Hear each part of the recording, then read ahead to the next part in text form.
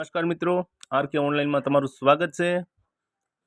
આજે આપણે ગુજરાત સરકારની સરસ મજાની યોજના છે કુંવરબાઈ મામેરુ યોજના, તેના વિશે સંપૂર્ણ માહિતી ટૂંકમાં જાણશું।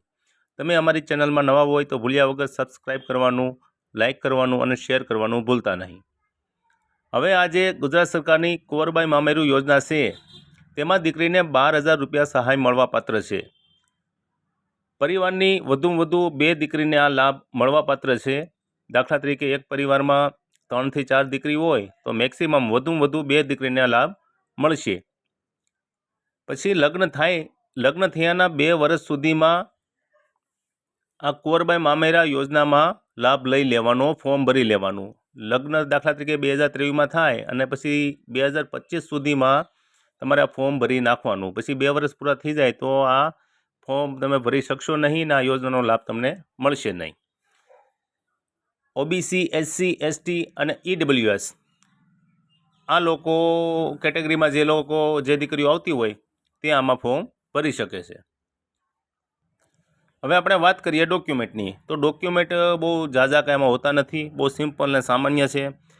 ડોક્યુમેન્ટમાં કન્યાનું આધાર કાર્ડ, કન્યાની બેંક પાસબુક અને મેરેજ સર્ટિફિકેટ। મેરેજ સર્ટિફિકેટ કેમ કાઢવું તેના વિશે બહુ ખ્યાલ ન હોય તો અમારી ચેનલમાં મેરેજ સર્ટિફિકેટ કઈ રીતે કાઢવું તેનો પણ વિડીયો બનાવેલો છે, તે પણ તમે જોઈ શકો છો। હવે ખાસ ધ્યાન એ રાખવાનું, જો કન્યાનું આધાર કાર્ડ અને કન્યાની જે બેંક પાસબુક છે, લગ્ન થાય એ પછી મેરેજ સર્ટિફિકેટ નીકળી જાય એટલે તરત જ અરજી કરી નાખવાની આ કુંવરબાઈ મામેરા યોજનાની। પછી પિતાના દીકરી હોય તેના આધાર કાર્ડમાં પિતાનું નામ હોય, લગ્ન થાય પછી સુધારો કરીને પતિનું નામ કરે, બરાબર। જો આધાર કાર્ડમાં પતિનું નામ થઈ જાય, પછી બેંક પાસબુકમાં પતિનું નામ ચડી જાય, પછી આ યોજનાનો તમે લાભ લેવા જાઓ તો પ્રોબ્લેમ થાય, કેમ કે વાલીનું જે પાસબુકમાં નામ હોય ને તો વધુ ફાયદાકારક રહે। એટલે બને ત્યાં સુધી લગ્ન થયાના મેરેજ સર્ટિફિકેટ નીકળી જાય એટલે તરત આપણે આ યોજનાની તમારે અરજી કરી નાખવી, બરાબર। ફરીથી સમજાવી દઈ, આ યોજનામાં ડોક્યુમેન્ટમાં કન્યાનું આધાર કાર્ડ, કન્યાની બેંક પાસબુક, મેરેજ સર્ટિફિકેટ, કન્યાના પપ્પાનું આધાર કાર્ડ, કન્યાના પપ્પાનો આવકનો દાખલો અને કન્યાના પતિનું આધાર કાર્ડ, ફક્ત આ યોજનામાં 6 ડોક્યુમેન્ટ જ જોવે છે। ચાલો, આ ડોક્યુમેન્ટ આપણી પાસે જમા થઈ ગયા કમ્પ્લેટ। પછી આ ફોર્મ ક્યાં ભરવું?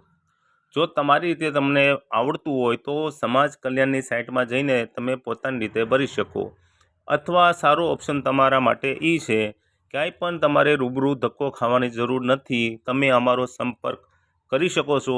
કારણ કે અમે કોઈ પણ જિલ્લાનું ફોર્મ અમે ઘર બેઠા ભરી આપીએ છીએ, તે પણ 100% ગેરંટી સાથે।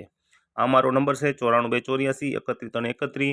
આ નંબરમાં જે મેં ડોક્યુમેન્ટ આગળ કીધા છે તે પ્રમાણે બધાના વ્યવસ્થિત સ્કેન કરીને ફોટા મોકલી આપવા, એટલે અમે ફોર્મ ભરી આપશું અને ફોર્મ ભરીને તમને તેનું પ્રિન્ટ પણ મોકલી આપશું। વિડીયો સારો લાગ્યો હોય તો ભૂલ્યા વગર સબસ્ક્રાઈબ, લાઇક અને શેર કરવાનું ભૂલતા નહીં। Thank you.